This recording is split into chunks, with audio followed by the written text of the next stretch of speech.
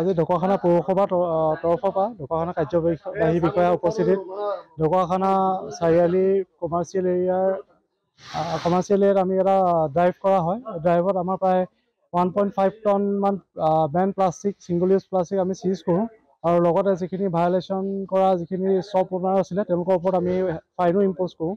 আৰু আমাৰ যিখিনি ব্যৱসায় প্ৰতিষ্ঠান আছে তেওঁলোকক ক'ব বিচাৰোঁ যে যিটো Ben plastic, single use plastic আছে 120 মাইক্ৰনতকৈ তলৰ কম, তো সেইখিনি যাতে ব্যৱহাৰ নকৰে। 120 মাইক্ৰনৰ ওপৰত ব্যৱহাৰ কৰিব পাৰিব, কিন্তু 120 মাইক্ৰনৰ তলত যাতে ব্যৱহাৰ নকৰে তাৰ কাৰণে ব্যৱসায় প্ৰতিষ্ঠান তথা সমূহ ৰাইজৰ প্লাষ্টিক বৰ্জনৰ ক্ষেত্ৰত আমাক সহায় কৰিবলৈ আগবাঢ়ি আহিবলৈ আমি জনাইছোঁ। ঢকুৱাখানা নগৰখনক যাতে প্লাষ্টিক প্ৰদূষণমুক্তৰ পৰা আমি বচাব পাৰোঁ তাৰ কাৰণে আমাৰ ৰাইজৰ সকলোৰে সহায় সহযোগিতা কামনা কৰিলোঁ। আৰু লগতে সকলোকে এইটো আমি জনাব বিচাৰোঁ যাতে এবাৰ ব্যৱহৃত যিখিনি প্লাষ্টিক সামগ্ৰী আছে সেইখিনি যাতে সম্পূৰ্ণৰূপে বৰ্জন কৰে।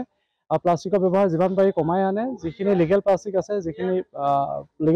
সেইখিনিহে যাতে ব্যৱহাৰ কৰে।